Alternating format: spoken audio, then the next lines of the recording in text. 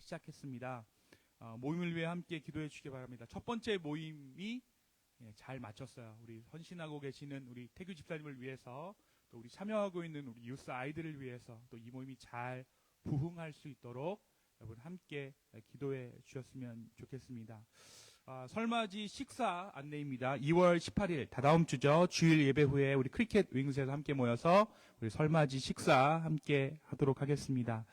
금요 찬양과 기도의 밤은요, 이번 주 금요일 그리고 2월 마지막 주 금요일 저녁 7시에 우리 호프채플에서 함께 예배하도록 하겠습니다.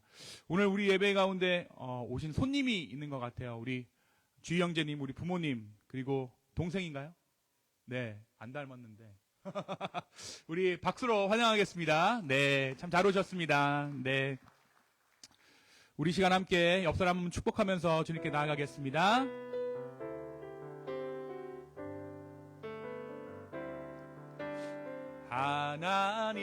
하나님께서 당신을 통해 메마른 땅에 샘물 나게 하시기를, 가난한 영혼, 목마른 영혼, 당신을 통해 주 사랑 알기 원하네.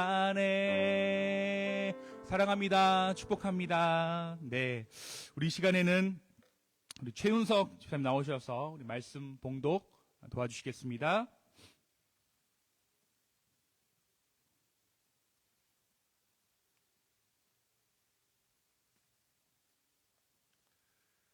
오늘 하나님 말씀은 사무엘하 21장 1절에서 14절까지입니다.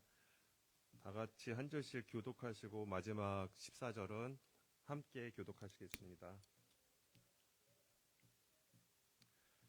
다윗의 시대에 해를 거듭하여 3년 기근이 있으므로 다윗이 여호와 앞에 간구하매 여호와께서 이르시되 이는 사울과 피를 흘린 그의 집으로 말미암음이니 그가 기브온 사람을 죽였음이니라 하시니라.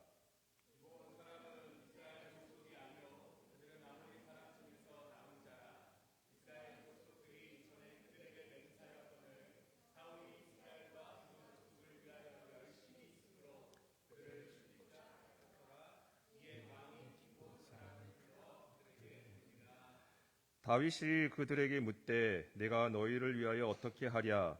내가 어떻게 속죄하여야 너희가 여호와의 기업을 위하여 복을 빌겠느냐 하니,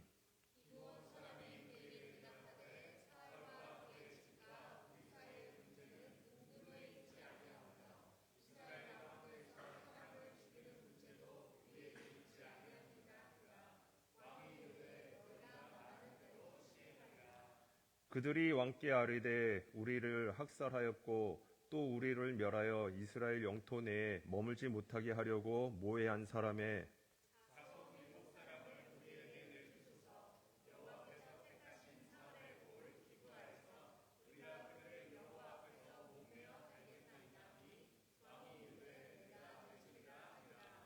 그러나 다윗과 사울의 아들 요나단 사이에 서로 여호와를 두고 맹세한 것이 있으므로 왕이 사울의 손자 요나단의 아들 무비보셋은 아끼고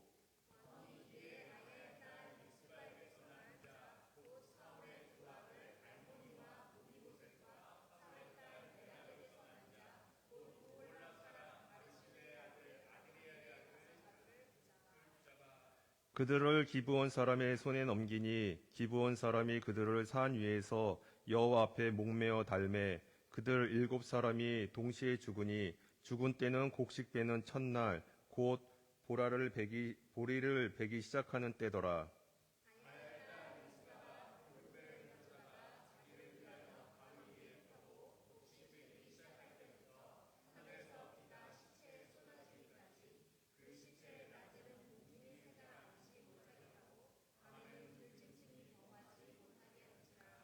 이에 아야의 딸 사울의 처 미스바가 행한 일이 다윗에게 알려지매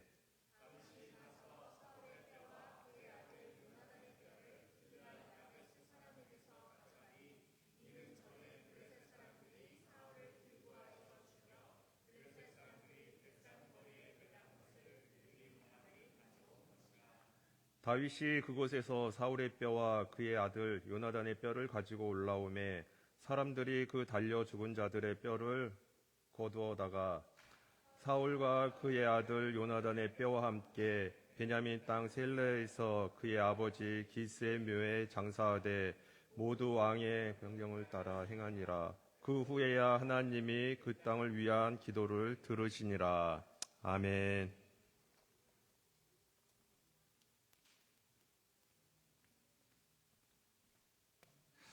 네, 오늘 말씀 위해서 잠깐 기도하겠습니다.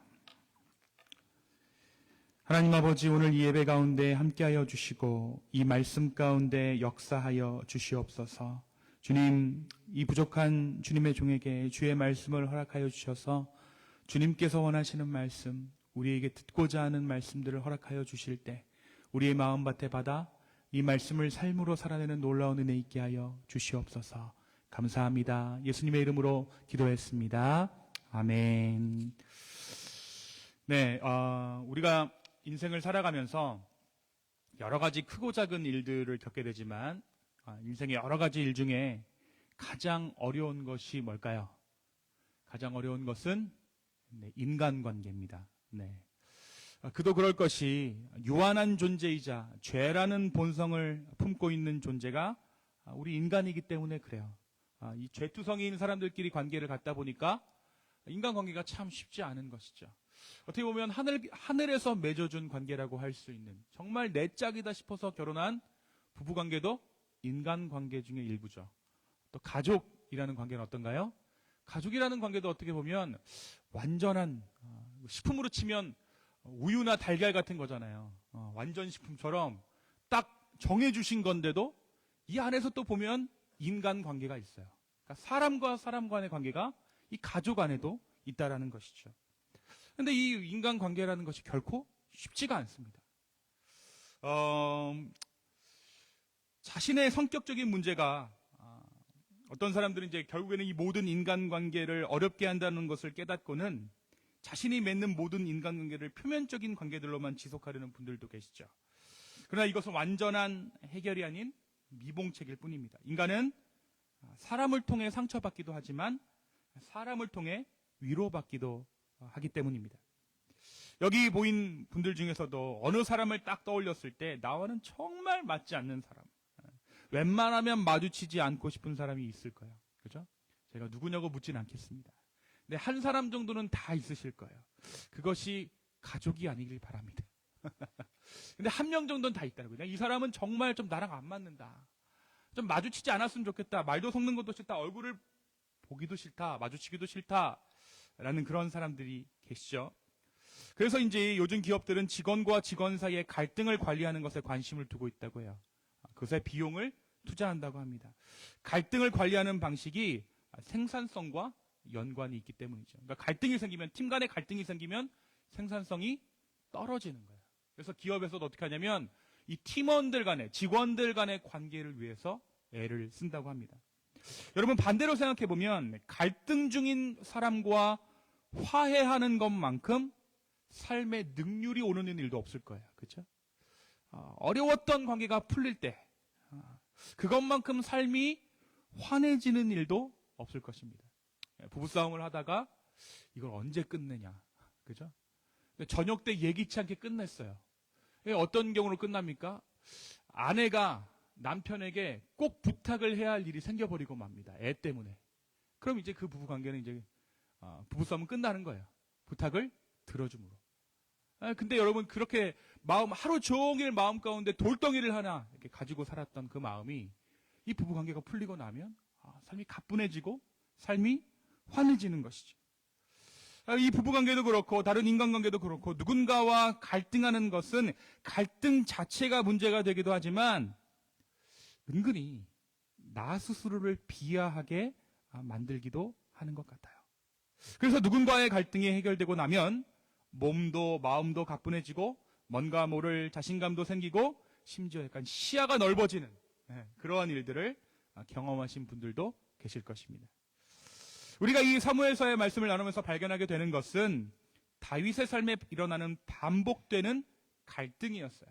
그러니까 다윗이 가장 애먹었던 것은 하나님과의 갈등이 아니었습니다. 하나님과의 관계에서 다윗은 애먹지 않았어요. 어떤 정치적인 것, 군사적인 것으로부터 다윗이 애먹지 않았습니다. 다윗이 애먹었던 것은 인간관계였어요. 태어나서부터 죽을 때까지 다윗은 사람들로부터 시달렸고 사람들 때문에 힘들었습니다. 그러니까 다윗의 인생을 롱스토리 숏으로 하면, 긴 이야기를 짧게 하면 인간관계가 굉장히 갈등했다가 풀어지고 갈등했다가 풀어지고, 네. 그런 일들이 반복되는 가운데 다윗이 하나님과 조금씩 가까워지는 것을, 그가 한 나라의 왕으로서 성장해 가는 것을 우리가 보게 되었습니다. 이렇게 갈등이 반복되었던 다윗의 인생을 보았을 때 이 갈등의 시작이 있죠. 이 갈등의 시작이 누구와의 갈등이었습니까? 네. 사울과의 갈등이었습니다. 사울. 네. 사실 다윗은 사울에게 어떤 존재냐면 은인이죠. 네. 다윗이 사람들의 관심을 받게 된 동기도 사실 위기의 사울을 구해낸 것에서부터 시작된 이야기입니다. 당시 거인 장수 누구죠? 골리앗. 골리앗을 앞세운 블레셋의 위협을 받고 있었던 이스라엘을 다윗이 구해줍니다. 이 사건으로 인해 사람들은 다윗을 주목하기 시작했어요. 이 다윗이 역사의 전면 가운데 서게 됩니다. 그리고 나서 이 사건 이후에 사울이 다윗을 궁으로 불러들이고 함께 생활하게 되죠. 이 사울이 함께 다윗과 생활하는 동안에 사울에게 악령이 깃들게 됩니다. 하나님께서 악령을 보내셔서 사울을 괴롭게 하는 일들이 일어나요. 그때마다 다윗이 어떻게 합니까? 수금을 연주하죠. 악기를 연주해요. 그래서 사울에게 있는 이 악령을 쫓아내줍니다. 다윗이 애썼죠. 다윗이 고생했습니다. 그런데 이렇게 다윗이 사울을 헌신하는 것과는 달리 이 둘의 관계는 어떻게 됐습니까? 점점 어려워져 갔어요. 우리가 갖고 있는 인간관계의 어떤 패턴인 것 같아요. 안 맞는 사람은요, 여러분, 내가 아무리 노력해도 어때요? 관계가 계속 안 좋아져요. 인간의 내가 애를 쓰고 성을 다해도 그 관계는 희한하게 꼬여만 갑니다.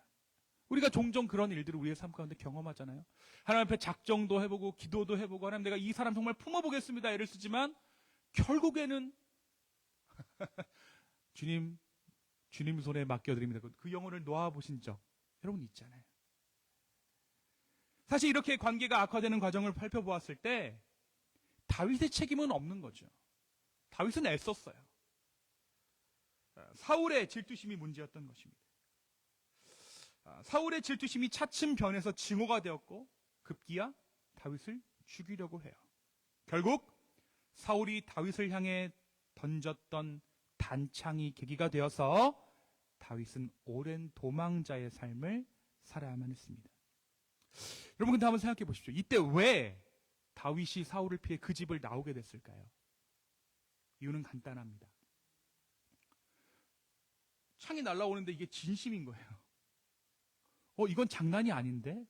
진짜 죽이려고 날아오는데? 겁주려는 게 아니라, 모션이 아니라 진짜 맞으면 내가 죽겠구나. 사울이 자신을 죽이려는 사실이 그것이 진심이라는 것을 다윗이 깨달았기 때문이에요. 단순히 겁을 주기 위해서가 아니라 나를 정말 죽이려고 하는구나. 그래서 궁여지책으로 다윗이 집을 나온 겁니다. 그런데 이후에 어떠한 상황이 전개가 되었습니까? 사울이 잘 되나요? 다윗이 도망가서 그 집을 나왔는데도 사울이 점점 망해갑니다. 정말 한 남자의 삶이 어디까지 무너질 수 있는가라는 것을 보여주기라도 하는 것처럼 사울이 점점 힘을 잃어요. 우리가 이 점점 힘을 잃어가는 사울의 모습을 보면서 안타까운 것이 있었다면 계속해서 힘이 약해져가는 그 상황에서도 여전히 사울이 그 현실을 부정했다는 거예요. 나 아직 힘이 있어. 이 나라 왕은 나야. 그래서 그는 그 마음 가운데 다윗만 사라진다면 이라는 생각을 가지고 다윗을 뒤쫓았죠. 그러니까 사실 사울은 하나님과 신경을 쓰고 하나님과 관계하는 것보다 다윗을 죽이는 것에 인생의 절반을 써버렸어요. 그렇잖아요. 다윗을 쫓다가 쫑난 인생이 사울입니다. 하지만 어떻습니까? 사울이 힘이 약해진 것은 다윗이 강해졌기 때문이 아닙니다. 하나님께서 사울이 불순종한 이후에 더 이상 그를 이스라엘 왕으로 인정하지 않으셨기 때문에 사울이 퇴락의 길을 걷고 있었던 것입니다. 그래서 사울의 상대는 사실 다윗이 아니라 하나님이죠. 그런데 사울은 다윗에게 집중하고 있어요. 쟤를 붙잡아야 돼. 쟤를 죽여야 돼. 그럼 난 회복될 거야. 그런데 사울이 다윗에게 위해를 가하면 가할수록, 곤란하게 하면 할수록 사울의 삶은 더욱 비참해지고 더욱 쇠락해져 갔습니다. 한 사람을 복수해야겠다. 그 마음이 어떻게 사람을 이렇게 비참하게 할 수 있는지, 그것이 바로 사울이 보여주는 인생이에요. 원한 가운데 살았던 인생. 결국 이 사울과 다윗은 원수가 되고 맙니다. 사울이 살아있을 때 이 다윗과 화해했나요? 화해하지 못해요. 사울이 어이없게 죽습니다. 사울이 죽는 그날까지 쫓아왔던 것은 다윗의 목숨이었어요. 사울이 죽으면서 다윗과 사울의 관계가 다윗의 승리로 일단락되었던 것처럼 보이지만 사실 이 둘의 관계는 그렇게 간단한 문제가 아니었죠. 다윗 역시 자신을 끝까지 죽이려고 했던 사울에게 그 마음에 사무치는 것이 남아 있었던 거예요. 그리고 오늘 이 말씀이 그 사건, 그 마음을 대변하고 있습니다. 여러분, 다윗의 입장에 대해서 한번 여러분 생각해 보세요. 너무나도 당연한 일 아니겠어요? 왕이 됐으니까, 승리가 됐으니까 그 아픔이 사라졌을 거야. 아닙니다. 목숨을 구해준 누군가가 자기를 미워하는 것도 모자라서 정말 자기를 죽이려고 든다면 이 일을 어떻게 이해할 수 있을까요? 또한 다윗의 성정이 뛰어나게 착하거나 심성이 고운 자는 아니었다라는 것을 우리가 지난 말씀들을 통해 확인하지 않았습니까? 다윗도 한 사람이었다는 거예요. 나를 죽이려는 사람, 뭐가 이쁘겠어요? 게다가 사울이 장인어른입니다. 나는 그의 사위예요. 다윗의 인생이 왕의 자리에 오르고 지금까지도 이스라엘 역사상 최고의 왕으로 추앙받는 이유가 무엇일까요? 그것은 다윗의 성품이 뛰어나서가 아니라 그의 인간적인 한계에도 불구하고 예배의 자리로 나아갔다라는 것, 순종의 자리로 나아갔다라는 것, 하나님께서 다윗을 사랑하셨기 때문이라는 것을 우리가 지난 말씀들을 통해 확인했어요. 다윗도 한 인간이었다라는 것입니다. 그런데 다윗이요, 왕이 되고 나서 이 사울의 집안을 몰살시키지 않았던 이유가 있습니다. 원래는 어떻게 해야 됩니까? 사울의 아들이 왕이 되지 않았으니까 다른 왕조가 선 거죠. 다윗 왕조가 서게 된 거잖아요. 그러면 고대 근동은 이전에 있었던 왕조의 후손들을 다 몰살시켜요. 다 죽여야 맞습니다. 그런데 다윗이 이 일을 하지 않죠. 왜 안 했죠? 누구와의 약속 때문에? 요나단과의 약속 때문에 이 일을 하지 않아요. 충분히 그럴 만한 능력이 있었지만 그것이 하나님 앞에서 맺은 요나단과의 약속을 어기는 일이었기에 다윗은 사울의 집안을 후히 대합니다. 특히 요나단의 아들 누구요? 무비보셋은 특별히 아껴요. 같이 식탁에서 밥 먹고 땅도 다 전부 다 주고 굉장히 후대합니다. 사실 오늘 말씀 사무엘하 21장에서 24장은 연대순후의 기록이 아니라 다윗의 통치 때에 있었던 몇 가지 중요한 일들을 필요에 따라 설명한 부분입니다. 그러니까 이게 어떤 우리가 지난주까지 이야기했던 압살롬의 난 이전에 아마 이야기들을 이야기하고 있는 것 같아요. 이 사울이 죽고 나서 다윗 시대에 3년간 하늘에서 비가 내리지 않았습니다.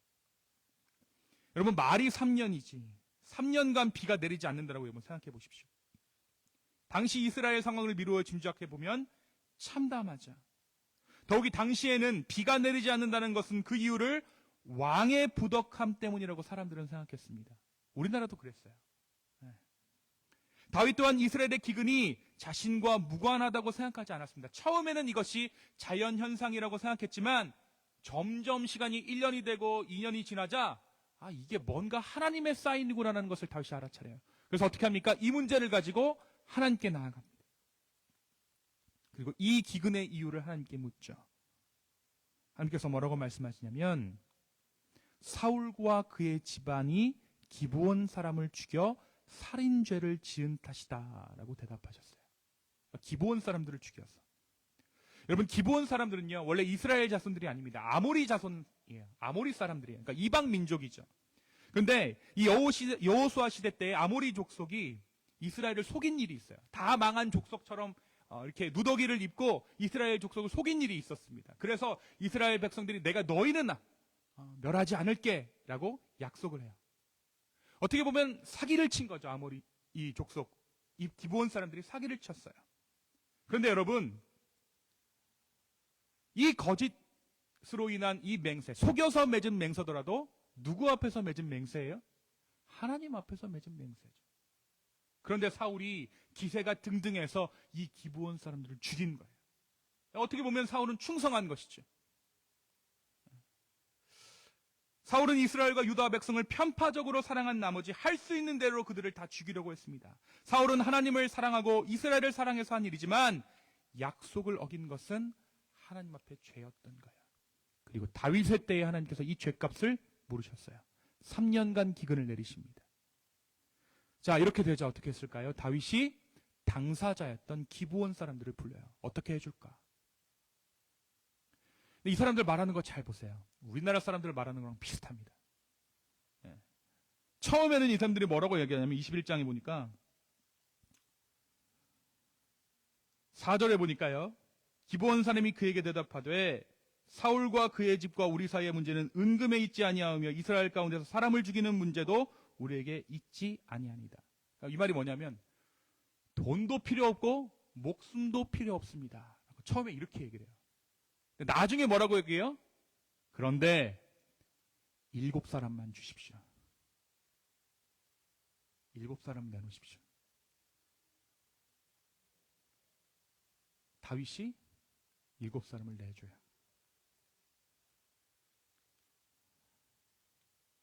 처음에는 돈도 싫고 목숨도 싫다라고 말했지만 기브온 사람들은 결국 자신들의 속내를 드러내죠. 그들이 원했던 것은 사울 집안의 남자들이었습니다. 그리고 다윗은 기브온 사람들의 요구대로 사울 집안의 7남자를 목매어 달도록 그들에게 내어줍니다. 이때 다윗은 나름 요나단과의 약속을 지키기 위해서 요나단의 아들들은 빼요. 그리고 다른 혈통의 사울의 아들들을 내어줍니다. 말씀해 보니까 첩이었던 리스바가 낳은 아들들을 내어주었다라고 기록하고 있어요. 그런데 이 기브온이 요구한 사울의 자손들이 죽었음에도 불구하고 비가 내리지 않는 거예요. 사실 다윗이 사울의 아들들을 내어준 것이 하나님께서 원하시는 해결 방법은 아니지 않았나라고 생각되는 부분이에요. 그러니까 원래는 사울의 아들들을 내주면 비가 와야 정상인데 사울의 아들들을 내줬는데도 비가 내리지 않는 거예요. 희한한 일이죠, 그죠? 분명히 비가 내려야 되는데.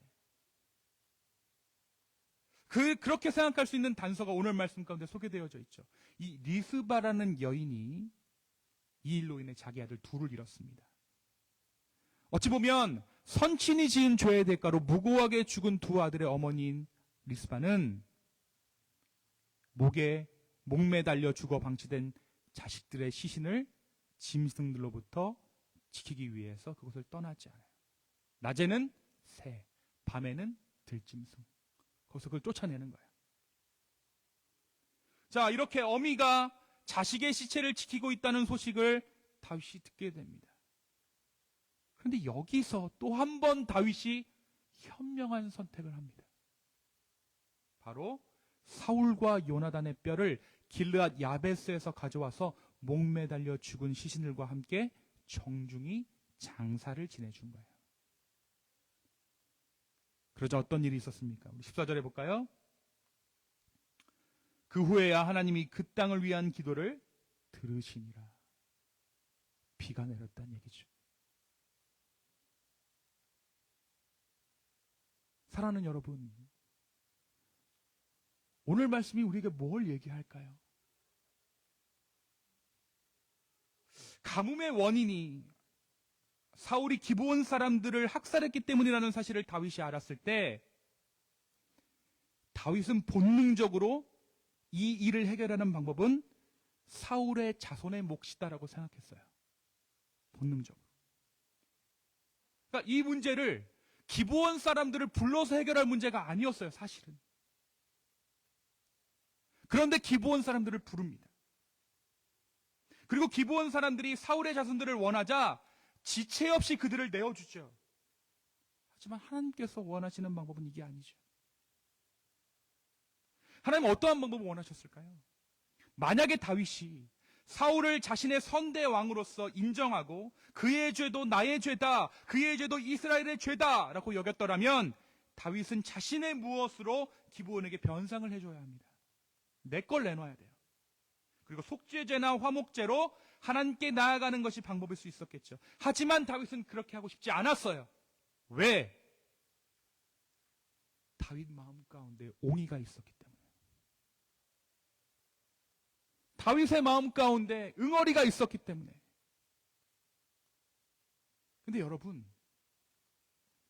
다윗 스스로도 이 부분을 인지하지 못했을 수 있어요. 내 안에 사울을 향한 원한이 있구나라는 것을 다윗도 몰랐을 수 있습니다. 기브온에게 죄를 지은 것은 사울이 그렇게 한 것이므로 사울에게 죄값을 묻게 하는 것이 맞다라고 너무나도 자연스럽게 생각하는 거예요. 하지만 여러분, 우리가 압살롬의 이야기를 보면요, 압살롬이 자신에게 무려 반역을 하고 죽죠. 그때 다윗이 어떻게 합니까? 내가 죽었어야 맞다, 내가 죽었어야 맞다라고 이야기해요. 그랬던 다윗입니다. 그런데 이 사울의 죄만큼은 이건 사울이 잘못한 거니까 사울이 해결해야지 라고 생각했다는 거예요. 단 내가 요나단과 맺은 언약이 있으니까 무비보셋은 빼고 다른 아들들을 내어주는 것으로 이 일을 해결했다는 거예요. 너무나도 본능적으로. 그런데 하나님께서 드러내신 겁니다. 다윗, 네 마음 가운데 이 마음이 있어. 바로 사울을 향한 원한이야. 사울을 향한 미움이야. 사울을 향한 증오야. 난 너의 그 부분을 만지고 싶어. 그래서 이 3년간의 기근이 있었던 거죠. 다윗도 이 사실을 알아채지 못했습니다. 왜 몰랐냐면 다윗이 사울을 죽인 게 아니잖아요. 그리고 사울을 죽인 누군가를 다윗이 죽였잖아요. 그렇죠? 병사를 죽였잖아요. 그렇죠? 미디안 병사를 죽이지 않습니까? 나름 자기 몫을 했다라고 생각했을 거예요. 그래서 이 문제는 끝난 문제야라고 생각했을 것입니다. 나는 원수를 손으로 갚은 왕이야라고 생각했을 거예요. 근데 이 문제를 통해서 아직도 남아있는 앙금을 발견한 거죠. 그 역시 사울을 용서한 줄 알았을 것입니다. 하지만 그 어머니가 죽은 자식의 시체에 까마귀가 앉는 것을 막으려고 애를 쓰고 있다는 소식을 들었을 때, 밤낮으로 들짐승들을 막아내고 있다는 소식을 들었을 때에 그가 원인을 비로소 깨달았다는 것 같아요. 그리고 나서 다윗은 죽은 자들에게 이해를 갖춥니다. 길르앗 야벳에 있던 사울과 요나단의 유해를 그들이 있었던 곳으로 가져와서 함께 묻어줍니다. 여러분, 이게 쉬운 일이었겠어요? 왕의 무덤을 파헤쳐서 가지고 오는 게 국책 사업이죠. 그죠? 근데 이 일을 했다는 거예요. 왕의 후손으로 이들을 대접하기 시작했다는 거예요. 그러자 그 땅에 비가 내립니다. 다윗과 사울이 이때 화해한 거예요. 다윗과 사울의 화해를 통해 하나님의 화평이 다시 한번 이스라엘 땅 가운데 담비아와 같이 내린 것입니다.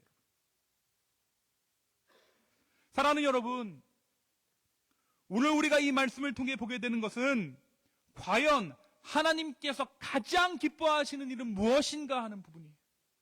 하나님께서 무엇을 가장 기뻐하시는가? 하나님은 사람과 사람이 화해하는 일을 가장 기뻐하십니다.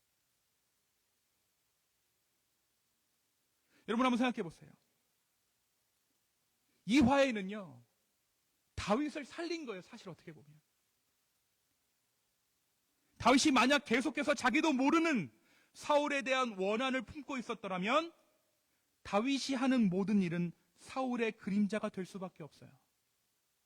그렇잖아요. 누군가의 원한을 살면 그렇게 됩니다. 사람이 사울이 이렇게 했으니까 나는 이렇게 해야지,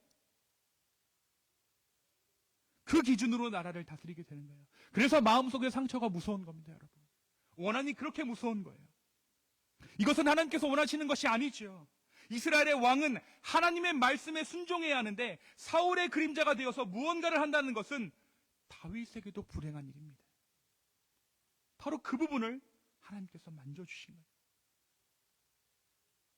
오늘 우리도 그럴 수 있습니다. 내가 반응해야 하는 것은 하나님의 무엇인데 다른 어떤 사람의 무엇이 나에게 올무가 되어서 내 삶을 좌지우지하고 있다면 그것만큼 안타까운 일이 어디 있겠습니까? 내 삶을 살지 못하고 죽는 거예요. 그 사람에게 뭔가를 보여주기 위해서 산다는 거죠. 여러분, 어떤 사람이 성공을 했다 칩시다. 어떤 사람에게 원한을 갚기 위해서 최선을 다해 살았더니 성공했어요. 누구 보란 듯이 성공해야겠다라는 마음 가지고 성공을 했는데 만약 그 사람이 죽고 없다면 성공 이후 그 사람은 갈 길을 잃어버리고 말 것입니다. 사랑하는 여러분, 원한은요, 나를 묻고 나를 속박해요. 그런데 여러분, 나랑 원한 지은 사람은 다 죽었는데요? 라고 말씀하시는 분들이 계실 것 같아요. 화해를 하고 싶었는데 죽었어요. 연락처가 없어요. 어? 한국에서 내가 원한 짓고 왔는데 그 사람 연락처가 없습니다. 안타까운 일이죠. 근데 오늘 말씀이 주는 귀한 힌트가 있습니다. 화해는 상호간에 이루어지신 것이 아니라는 거예요.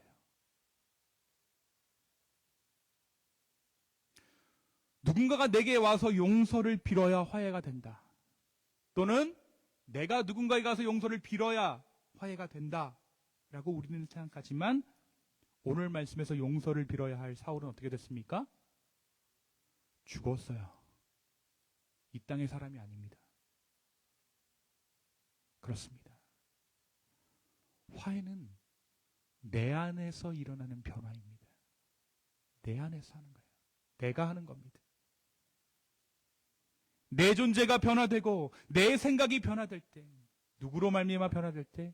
그리스도를 따라 변화될 때 우리는 보다 많은 사람들과 화해할 수 있는 거예요.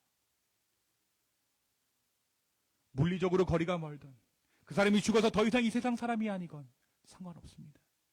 화해는 나에게 달려있는 것이기 때문에. 그리고 그 원수를 품을 때 덕을 보는 것은 그 사람이 아니라 나예요. 내가 누구 좋으라고 당신을 용서해? 나 좋으라고. 나야, 나. 나의 지경이 넓어지고 내 삶은 더욱더 자유해집니다. 누군가를 넘어서는 것을 목표로 살아가는 것이 아니라 하나님과 동행하는 삶 가운데 무한히 펼쳐지는 하나님의 은혜를 그제서야 비로소 체험하게 된다는 거예요. 사랑하는 성도 여러분, 화해야말로 하나님께서 가장 기뻐하시는 일입니다. 오늘 3년의 기근을 멈춘 것은, 그 땅에 다시 비가 내리고 곡식을 맺게 한 것은 다윗과 사울의 화해였습니다. 우리가 화해할 때, 우리가 마음에 들지 않는 누군가를 품을 때 하늘에서는 꽃이 핍니다. 한 사람을 품을 때마다 천국의 꽃이 피는 거예요. 누가 뭐래도 여러분, 다윗과 사울의 전쟁에서 승리한 것은 누굽니까? 다윗이죠. 하지만 그 땅의 저주를 마침내 끊어낸 것은 승리가 아니라 화해였습니다. 이겨야지, 내가 승리해야지, 그것은 우리를 저주로부터 끝까지 저주를 계속해서 품고 살게 하는 거예요. 승리가 우리의 저주를 풀어내는 것이 아니라 화해가 저주를 풀어낸다고요. 예수님의 승리가 화해였던 것처럼, 그리고 예수님의 십자가가 모든 인류를 위한 십자가였던 것처럼, 오늘 내 안에 살아계시는 그 예수님으로 인해 모든 사람을 품어내는 저와 여러분 되기를 소망합니다. 그때에 하나님이 그 땅을 위한 기도를 들으시니라. 바로 그때에 우리가 하나님께 드리는 그 기도 응답해 주실 줄로 믿습니다. 바로 그때 메말랐던 나의 영혼에 단비가 내릴 줄로 믿습니다. 이 시간 잠깐 이 말씀 놓고 기도했으면 좋겠습니다.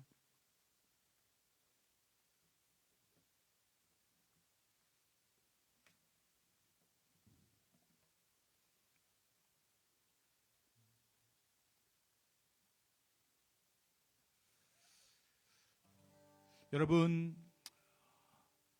이 말씀을 좀 여러분 마음 가운데 받았으면 좋겠어요. 주님께서 주신 말씀인데 단순히 나의 마음 가운데 즐겁고 귀를 즐겁게 하는 그런 도전이 되고 마는 그런 설교가 아니라, 주님, 내가 이 말씀대로 살아내기를 원합니다. 그 마음을 가지고 함께 나갔으면 좋겠습니다. 함께 기도합시다.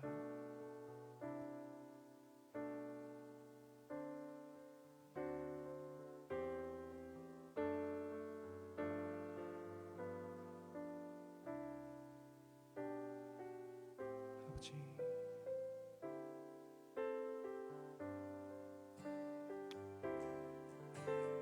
이 눈에 아무 증거 아니 베여도 믿음만을 가지고서는 걸으며, 이 귀에 아무 소리 아니 들려도 하나님의 약속 위에 서리라. 걸어가세, 걸어가세, 믿음 위에 서서 나가세, 나가세, 의심 버리고 걸어가세, 믿음 위에 서서 눈과 귀에 아무 증거 없어. 이 눈이 보기에는 어떠하든지, 이 눈이 보기에는 어떠하든지, 이미 얻은 증거대로는 믿으며 이 맘에 의심 없이 살아갈 때에 우리 소원 주 안에서 걸어가세, 걸어가세, 믿음 위에 서서 나가세, 나가세, 의심 버리고 걸어가세, 믿음 위에 서서 눈과 귀에 아무 증거, 걸어가세, 믿음 위에 서서 걸어가세, 믿음 위에 나가세, 나가세, 나가세, 의심 버리고 걸어가세, 믿음 위에 서서 눈과 귀에 아무 증거 없어도. 주님, 오늘 이 아침 우리의 마음을 아버지 앞에 다시 한번 확정합니다. 내 마음에 있는 깊은 옹이들, 나도 있었는지 몰랐던 그 옹이들, 이 시간 주님 손에 맡겨드립니다. 주여 우리를 붙잡아 주시고, 주님 더 이상 우리가 그 옹이에 따라 삶이 결정되어지는 것이 아니라 주님께 반응하는 그러한 복된 인생들 다 되게 하여 주시옵소서. 감사합니다. 예수님의 이름으로 기도했습니다. 아멘. 우리 시간 주님께 드린 예물 하나님 앞에 봉헌하겠습니다.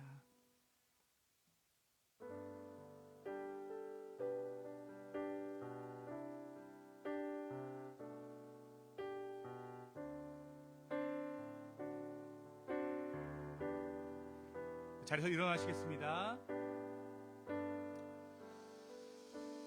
하나님, 주님께 이 거룩한 예물을 드립니다. 예물과 함께 우리의 삶을 드립니다. 내 삶을 받아주십시오. 원한 가운데, 옹의 가운데 절뚝거리며 살아가는 것이 아니라 주의 말씀 가운데, 진리 가운데, 사랑 안에서 자유롭게 살아가게 하여 주시옵소서. 주님, 우리의 마음을 다시 한번 드립니다. 그렇게 살고자 할 때 방해하는 모든 세력 주님께서 물리쳐 주시고 우리에게 힘과 용기를 허락하여 주시옵소서. 특별히 주님, 이 예물이 쓰여지는 곳곳마다 아버지의 영광 드러나게 하여 주시고 이 기쁨의 교회가 주 안에서 온전히 승리할 수 있도록 하나님 아버지 함께 하여 주시옵소서. 이제는 우리 하나님의 사랑과 예수 그리스도의 은혜와 성령님의 감화감동 교통하심이 이 세상의 원한 가운데 나의 삶을 두고 살아가는 것이 아니라 주의 뜻대로 주의 말씀 따라 살기를 소망하는 기쁨의 교회 성도분들 머리 위에 이제로부터 영원까지 함께 계실지어다. 아멘.